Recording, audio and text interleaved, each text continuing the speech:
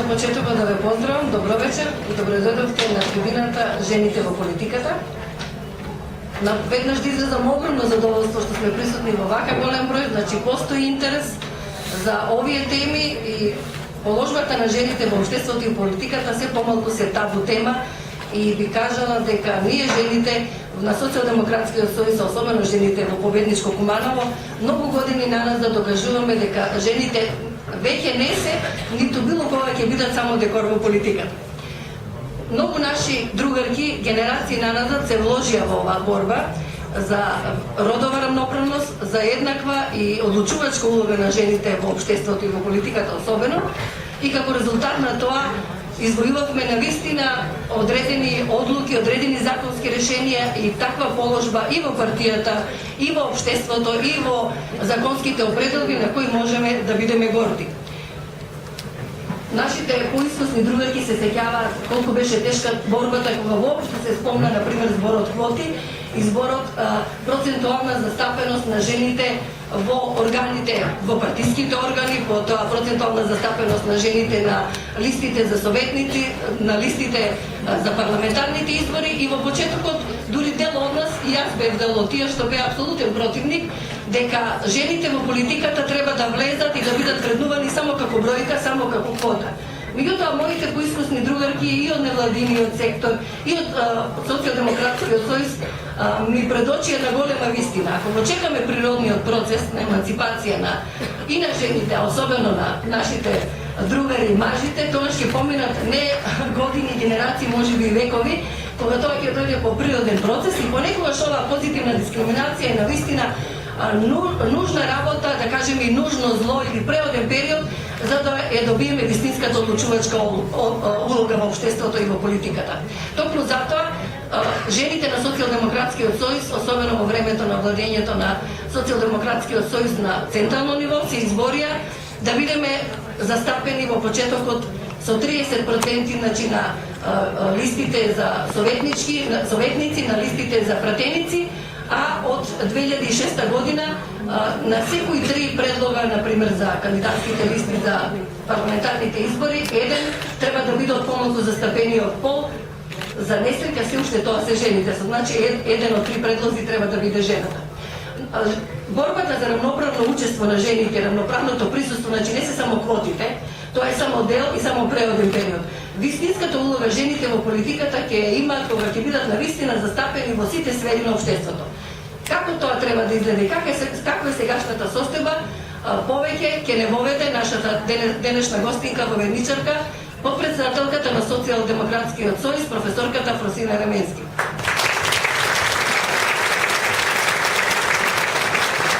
Пред да ја дадам збор, значи да ги поздравам и останатите присутни гости, нашиот генерален секретар на Социјалдемократски сојуз Оливер Спасовски, председателот на општинската организација Мартин Костовски, председателот на Советот на општината и член на извршниот одбор Максим Димитриев, членот на Централниот одбор Адријана Колевска, не ја гледам список, секретарот на општината Валентина Алексовска, координаторката за форумот на жените за изборна единица 2 Марина Алексовска, советничката Драгица Велковска, Валентина Митич, членките на извршниот одбор и останатите членки на органите на партијата и сите вас, другарки кои сте членови на и особен поздрав за нашите другари социјалдемократи кои се удостоија вечерва да бидат со нас и заеднички да се избориме за еднаков пристап и еднакви права и во рамките на партијата.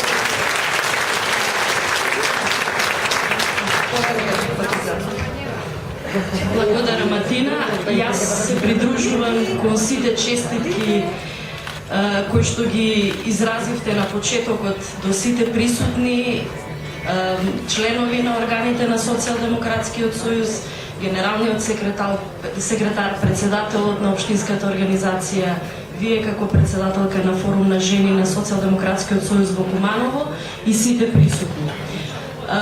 Искрено кажано, кога се подготвував за оваа трибина, имав дилема од каде да почнам со оглед на темата која што ми ја зададоа за дискусија за жените во политиката. И моето излагање сакам да го почнам да го структурирам во два дела. Да зборувам за политиката на Социјалдемократскиот сојуз по прашање на родовата еднаквост во вториот дел, а во првиот дел да ви дадам неколку податоци по прашање на положбата на жените во Република Македонија, особено за положбата на жената во изминативе 8 години под власта на Никола Груевски. Ова паралела што ќе ја повлечам во овие два дела од излагањето ќе биде доволен поттик и за нас како социјалдемократи, но и за жените на Социјалдемократскиот сојуз и како едно уверување во политиките на Социјалдемократскиот сојуз по прашање за грижата на жената и генерално за родовите прашања. Јас во основа не сум феминист, сум човек кој што е поборник за еднакви права на граѓаните на Република Македонија без разлика на полот, верата, етничката припадност, образованието, социјалната положба, бидејќи тоа и се основни одредби во општите клаузули за равноправноста на граѓаните на Република Македонија. Ќе кажам една работа која што претпоставувам дека сите ние знаеме, велат дека за секој успешен маж стои успешна жена, но и за секоја успешна жена стои вистински маж. Тоа е во контекст на поздрав на присуството на припадниците од посилниот пол на оваа трибина и претпоставувам дека и дел од овие заклучоци кои што ќе ги извлечеме од вечерашната трибина ќе бидат и еден поттик за поттикнување на говорењето за правата на жените. Во пресред на 8 март, меѓународниот ден на правата на жените, сакам да се подсетиме на почетоците на обележувањето на 8 март како меѓународниот ден на жената. Верувам дека се сеќавате на почетоците на борбата за женските права, односно далечната 1857 година, кога во една фабрика во Њу Јорк текстилните работнички изгореа во пожар, а уште наредниот ден на улиците на Њу Јорк маршира повеќе од 15.000 жени кои што протестираа и бара скратено работно време, повисоки плати и право на глас. Фактот дека улогата на жената во тој период е на многу ниско ниво, односно нејзините права, зборува за фактот на максимална експлоатација на жените како работнички и како жени генерално. Веќе 1910 година на барање на почуената социјалистка Клара Цеткин, предлогот 8 март да се празнува како меѓународен ден на жената во име на храбрите работнички кои што загинаа во пожарот во текстилната фабрика во Њу Јорк.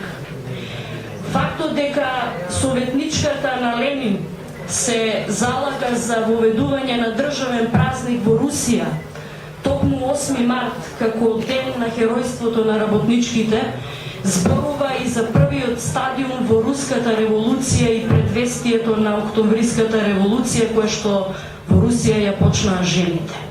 Сите овие историски факти зборуваат за улогата на жената, храброста на жените и одлучноста кога тие ќе решат да застанат на страната на правдата, на страната на слободата и на страната на барањата за подобро утре. Периодот од 1930 година до 1960 година 8 март скоро и да не се празнувал во ниту една земја во светот, бидејќи се поврзувал со комунистичкиот режим. Меѓутоа, од 1963 година наваму, 8 март во сите земји во светот се празнува како Меѓународен ден на жената и секаде во светот се обележува на начин кој што ќе го изрази достоинството на жената и незината непокорна борба во барање на подобри права, еднакви можности со мажите и подобри услови за работа. Традиционалните улоги на жените се врзуваат за одгледување на семејството, производството на храната, грижата за децата, се она што и денеска во генералната поделба на трудот се именуваат како женски и машки работи. Денеска, ако се обидете да направите една поделба на женските и машките работи на пазарот на труд, ќе видите дека најголем процент на вработени жени се жените во здравството, жените во образованието, жените во центрите за социјална заштита, во сите служби кои што во основа својата дејност ја имаат во рамките во насока на грижата за послабите, грижата за немотните, грижата за најмладите.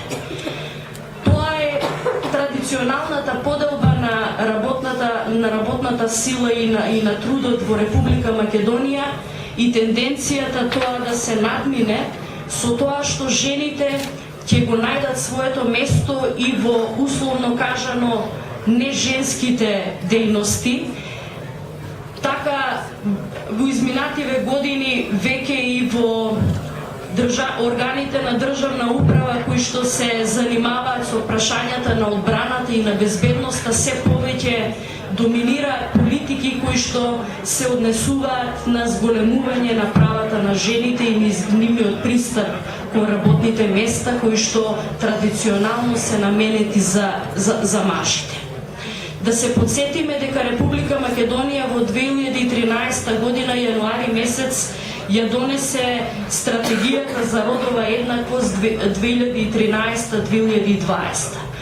Оваа стратегија за родова еднаквост произлегува од Конвенцијата на Обединетите нации за елиминација на сите форми на дискриминација на жените, но и како обврска на Република Македонија преземена од Резолуцијата 1325 на Обединетите нации за жените, мирот и безбедноста и на Законот за еднакви можности на мажите и на жените во Република Македонија, што е функционален од 2012 година.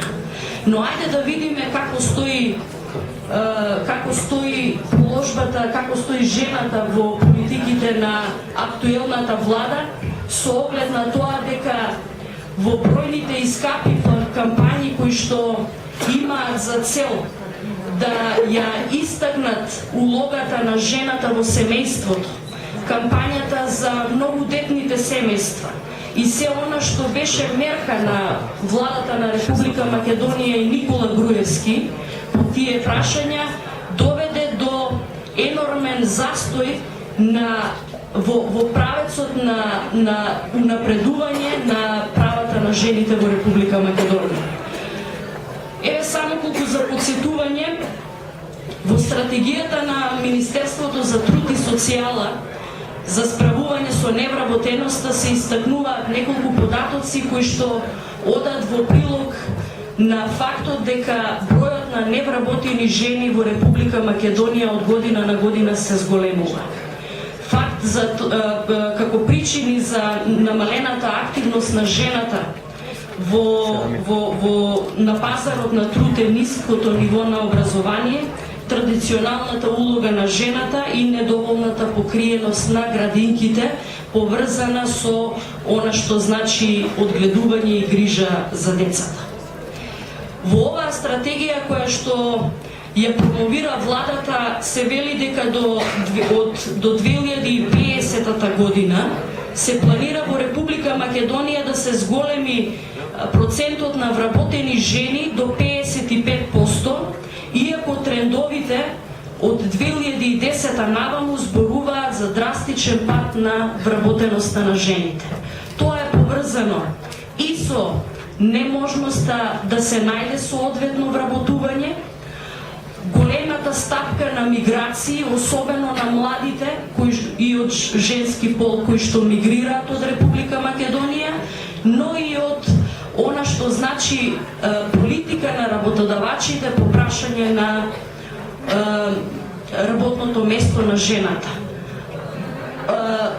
Планирањето на бројот на деца, регулирањето на бременоста и отсуството заради чување на дете и условите и критериумите при вработување во приватниот сектор кои што се директно дискриминаторски врзани со условот жената да не остане бремена во периодот кога треба да ја го даде максимумот во зголемување на профитот на приватниот стопанственик.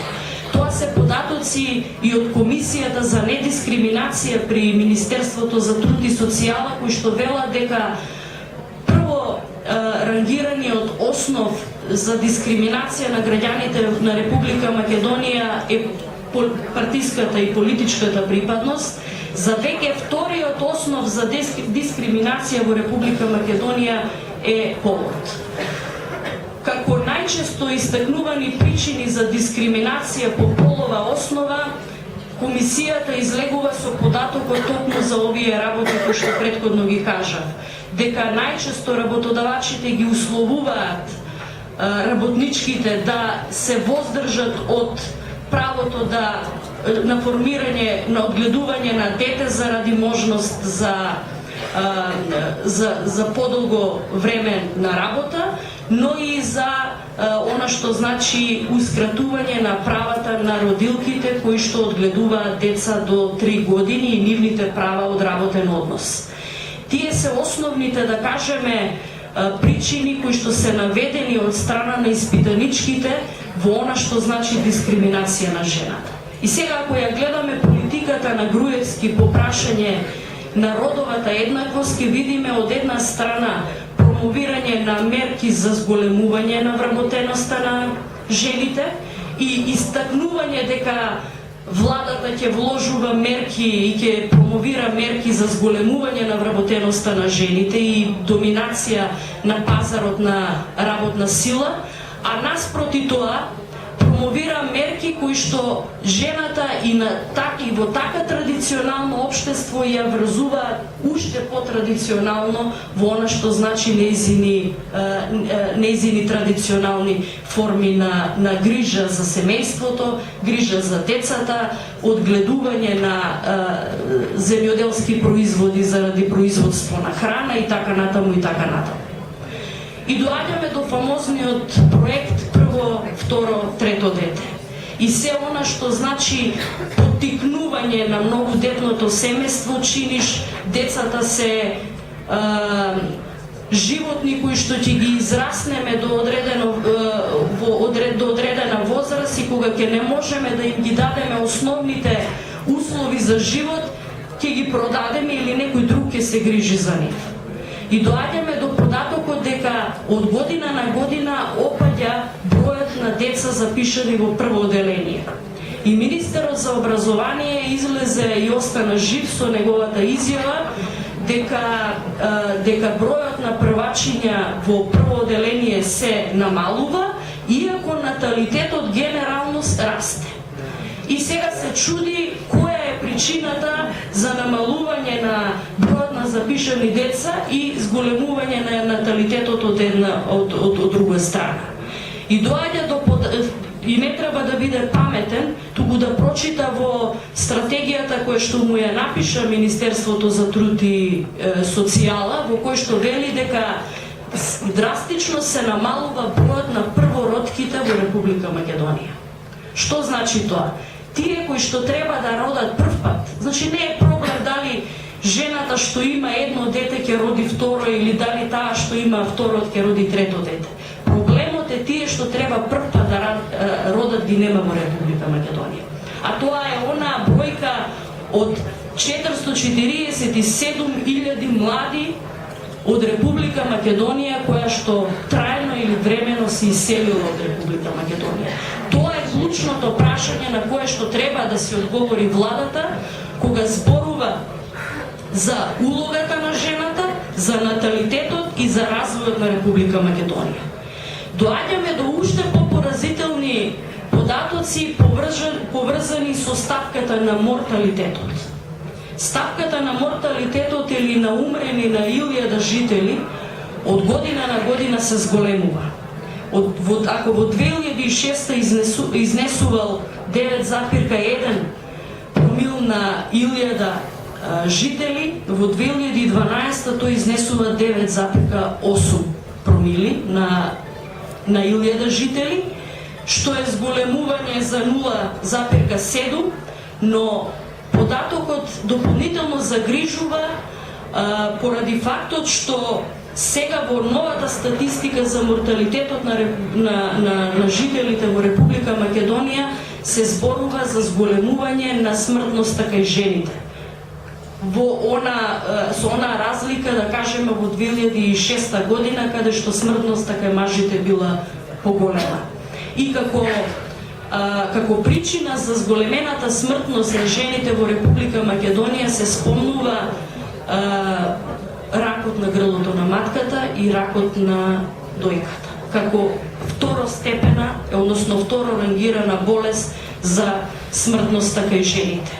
И сега ако дојдеме до реформите во здравството и до се она што владата се обидува да ни го промовира како мерка, и ако ги споредиме сите овие податоци, мора да признаат дека политиките декларативни и она што е реален показател не им се совпаѓаат. Покажуваат несовпаѓање. Ставката на смртност кај родилките е исто така зголемена. Само колку за податок, во декември 2013 година на клиниката за гинекологија во Република Македонија регистрирани се 5 смртни случаи на родилки.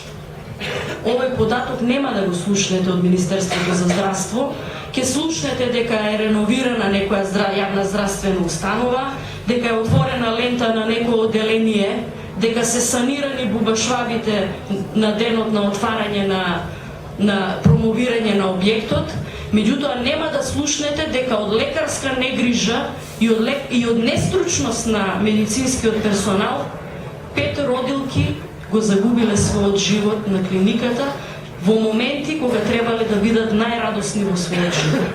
И тие податоци се поразителни. Тие податоци се поразителни. Поразителен е податокот дека во промовирање на европски политики за намалување на смртноста кај граѓаните и кај новороденчињата Република Македонија е над просекот на смртност на новороденчиња.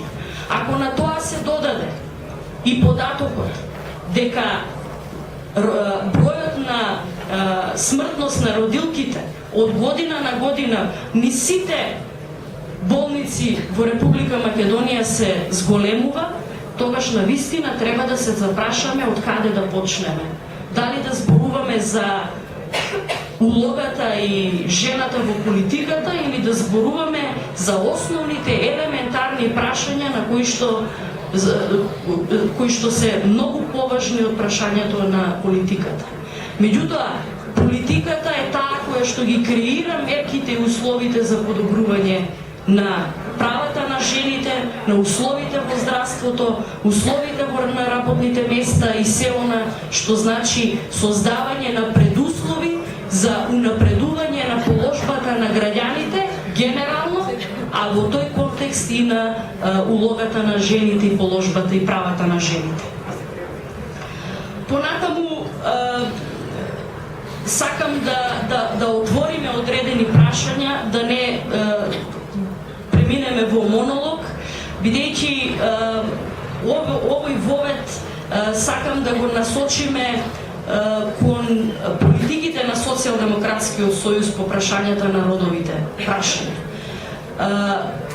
Социјалдемократскиот сојуз во минатото покажа дека е партија која што знае да се грижи и да го даде местото на жената во политиката. Фактот дека Социјалдемократскиот сојуз беше иницијатор за промена на законот со кој што се предвидува 30% застапеност на жените во парламентот, во советите на локална самоуправа и се она што значи носители на листи, советници и така натаму. Новото раководство на Социјалдемократскиот сојуз со промените на статутот од минатата година промовираше зголемување на процентот на учество на жените во органите на партијата, со тоа истакнувајќи ја континуираната грижа за промоција на жената во политиката. Можеме да се пофалиме дека Социјалдемократскиот сојуз како партија и со пример покажува како знае да го даде местото на жената во политичкиот живот. Социјалдемократскиот сојуз ја имаше Радмила Шекеринска како вице-премиер за евроинтеграции, кој што го донесе кандидатскиот статус на Република Македонија во Европската Унија. Тоа е нешто што не треба да го срамежливо да го кажуваме, туку треба да го истакнуваме како една придобивка на Социјалдемократскиот сојуз и како еден пример во сите наши политики во иднина да го промовираме местото на жената во политиката, затоа што жените се двигателите, жените се моторната сила, локомотивата на она што значи движечка сила за Социјалдемократскиот сојуз кон напредните политики. Не можеме да се пофалиме, да кажеме со примерите на жените во политичкиот живот во една Англија и положбата, да кажеме, на Маргарет Тачер. Меѓутоа можеме да кажеме дека Република Македонија и Социјалдемократскиот сојуз излезе со кандидат за премиер жена. Повторно Радмила Шекеринска беше предводничката на битката за добивање на парламентарните избори, во која што таа ќе беше мандатар за составување на влада. Сите овие политики ни кажуваат и пристапот на Социјалдемократскиот сојуз ни укажува на фактот дека Социјалдемократскиот сојуз во својата програма предвидува повеќе од 75 мерки посветени на женските политики и родовите прашања. Во делот на социјалната заштита, во делот на работните односи, во делот на здравствената заштита и се она што значи промовирање на еднаквите можности за жените и унапредување на положбата на жената.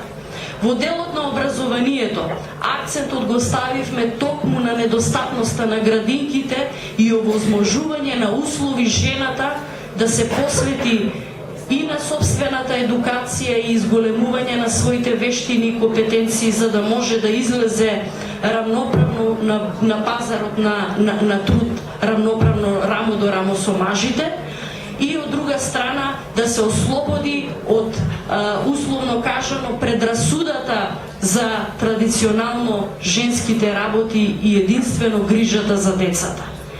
Грижата за децата е неминовна, да кажеме, природна работа на жената.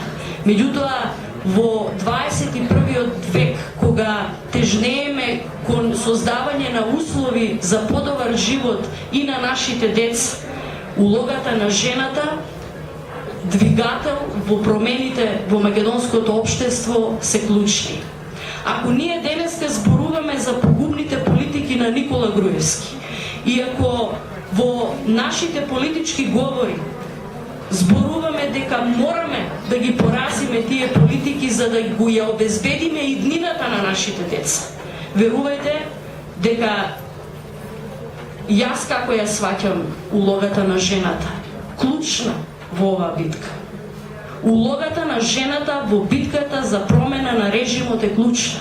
Повикувам од оваа трибина овие податоци, овие поразителни политики кои што ја уназадуваат жената, и урбаната, и руралната жена, да ги казниме и ние да бидеме моторот кој што ќе ја најави промената во Република Македонија на овие погубни политики. Затоа што имаме што да понудиме, знаеме, имаме искуство, имаме примери како сме знаеле да го спроведеме тоа во нашите конкретни политики и како знаеме да им го доловиме на граѓаните и да ги увериме во нашата спремност да го направиме тоа. Минатата година во Битола маршира жените за промени, сега во сабота на 8 март сите ние ќе маршираме низ улиците на Штип да им покажеме дека сме спремни за промена, дека сме спремни да ги казниме декларативните политики на Никола Груевски, да ги подобриме условите на сите граѓани на Република Македонија, вклучително и на жената. А со тоа и на генерално на условите за живот во Република Македонија. Благодарам.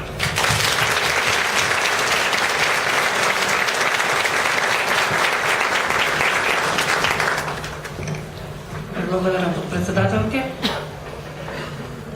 После овој инспиративен вовед ве поканувам за ваше мислење, коментар, дискусија. Повелете.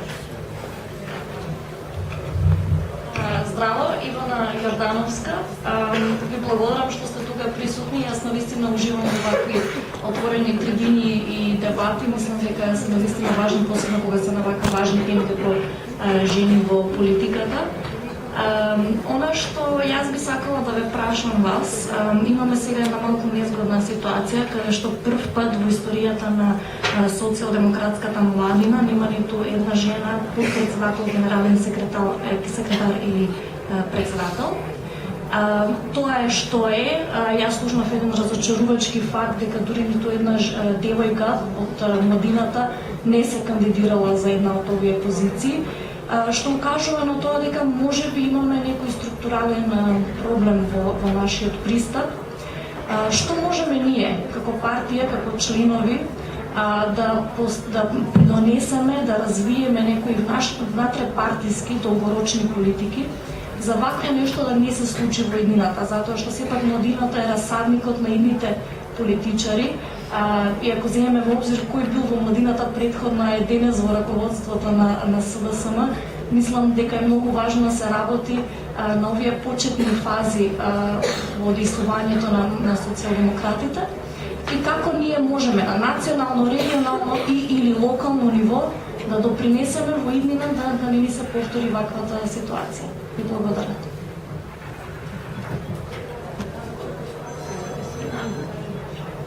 Повелете дали проводиме суштевна серија прашања или коментари, па ќе одговориме или прекоментираме од оваа страна. Повелете, не очекува многу тежок период, навлеговме во предизборие, каде што на дело ќе ги соочуваме сите политики, значи на политички програми, на партијата воопшто.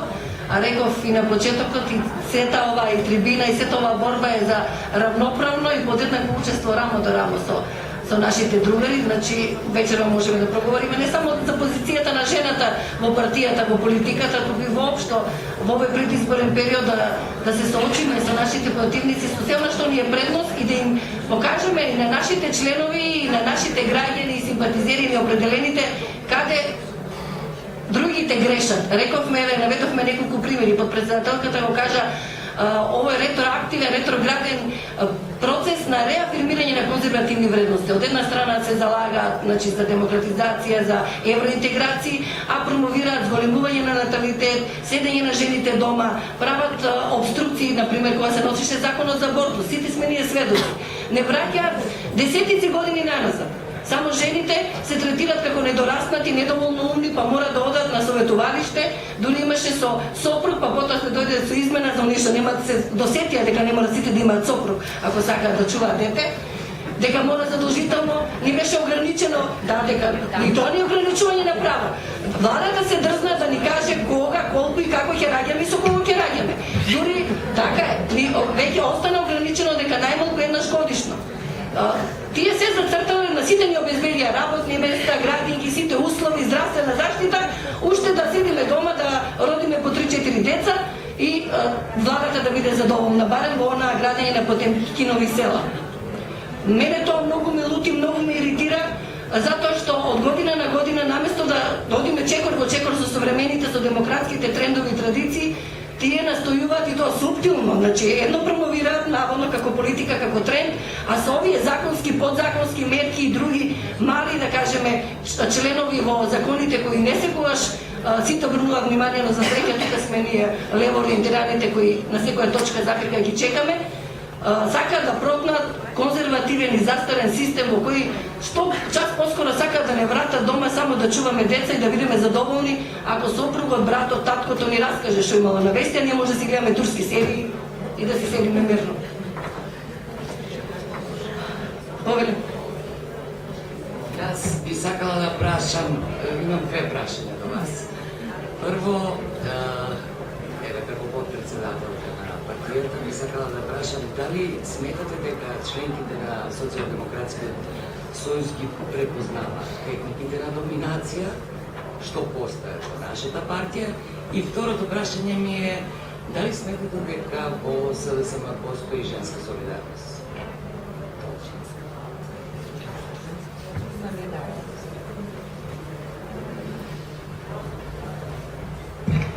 Еве, јас ќе почнам од последното прашање, нема да го занемарам прашањето на почитуваната другарка од младината. Женската солидарност во Социјалдемократскиот сојуз е препознатлив знак.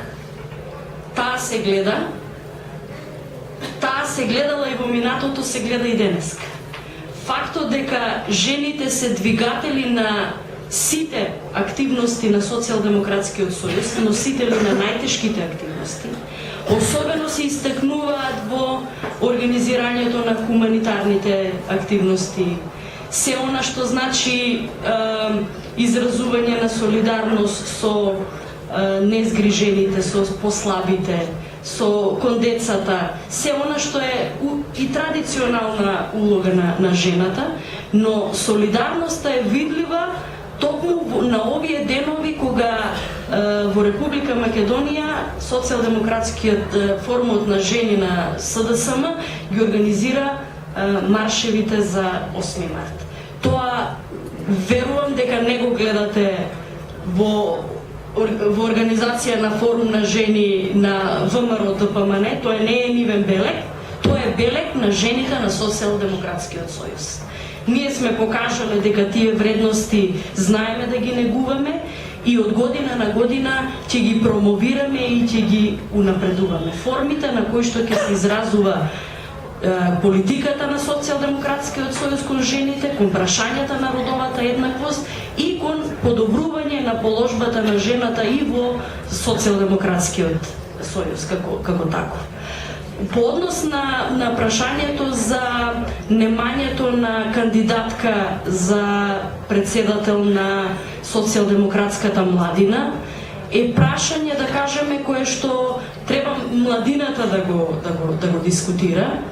Ние во основа не се мешаме во донесувањето на одлуките на Социјалдемократската младина, меѓутоа фактот што во постапката на само кандидирање немаше жена, девојка која што ќе аплицира за местото рамо до рамо со мажите, не сведочи за немањето на потенцијал во Социјалдемократската младина, туку можеби една потреба за поголема упорност на девојките да се изборат да го добијат челното место на Социјалдемократската младина.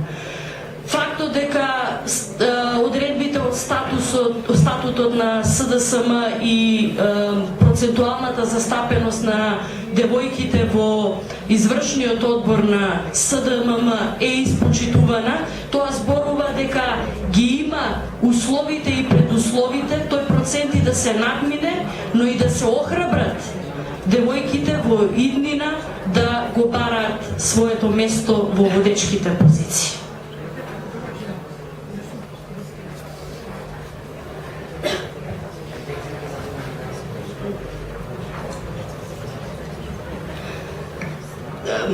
За машката доминација, мислите?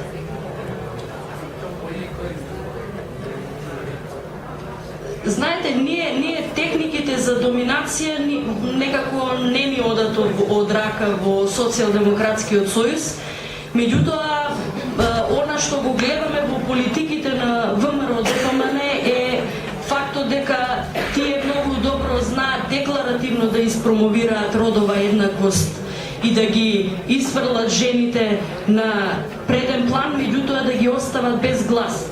Фактот дека во Собранието на Република Македонија, читајте го извештајот мојот пратеник, ќе видите дека најмал број дискутантки има од редовите на ВМРО ДПМН. Наспроти она што е бројката на дискутанти од пратеничките од редот на Социјалдемократскиот сојуз.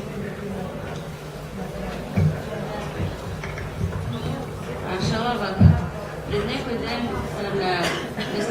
ние наводно упорно имаме тенденција и интеграција кон Европа, дури преку медиумите, знаеме каква се психолошка пропаганда и пресија се врши пред народот. И сето тоа нашите генерации деца го гледаат и на тој начин се моделираат. Што можеме на тоа поле ние да направиме, затоа што вие знаете дека она што децата и младината го гледа, несвесно влегува под кош. Тоа го докажуваат многу истражувања. Не сум колку и да сакаме да го негираме тоа, дури кај нас подсвесно тоа влегува.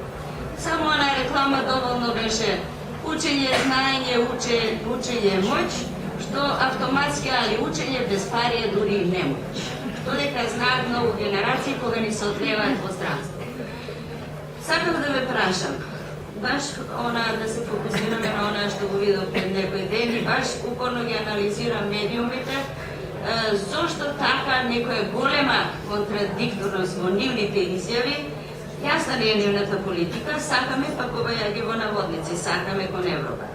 Имаше на медиумите во селата Скопски, одат и наводно вршат интервју и ги прашуваат зошто гледувате добиток, каква храна, добра храна, здрава храна и други работи, али знаете ли дека во Европа, кога ќе влеземе во Европа, тоа е забрането. Значи, на кој начин, какви се инструменти тие се користат за да несвесно на луѓето го поттикнат оној мотив на одбојност и дури луѓето велат, зошто да одиме во Европа, амерички ли батаци да јадеме по 15 години стари, и на тој начин несвесно фактички реагира. Мислам, што ние тука можеме да направиме кога немаме едноставно медиуми, на некој начин мислам дека треба на тоа да се размислува, а младите генерации го впиваат тоа, не сакајки, сакајки, тие веќе се во 14-15 години се во еден период на мораториум на идеи, велиме се бараат себе, кои се, што се, да нив им инструираат нови истории да учат, нови сваќања, оној генетски код што го имаат генерацијски пренесено од што велиме ние имаме сите колективно наследство. Знаеме кои сме, дури не може да го вербализираме тоа. И сега фактички целата работа е обрнувана. На кој начин младите, пошто тоа не е на нас иднината, на кој начин тие фактички да бидат имуни на сите тие медиуми. Интернетите се тука, голема вулгарност има и тука на интернетите. Мислам, се е тоа едно препуцување, така да многу е жалосно што сите вредности се испомешани, така да многу тешко се делува. А да не зборуваме за селата, кај што само сител има достапност. Многу во селата се гледа телевизија, сител и тука се инструира. Се е тоа наместено толку перфидно, толку да се под кожа влегува и дури не може да ги убедите луѓето дека тоа не е вистина. Мислам, тука, што би вие на тоа боле работеле, например, ќе дојдеме во контакт со такви луѓе, убедуваме, збориме, ама многу споро, ставовите се тешко веруваат.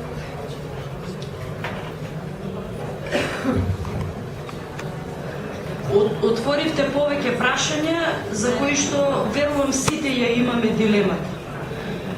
Прво, кога зборуваме за политиките на Социјалдемократскиот сојуз и промоција на нашите мерки од програмата, не зборуваме само за подобрување на социоекономскиот статус на граѓаните и промена кон подобро за Република Македонија.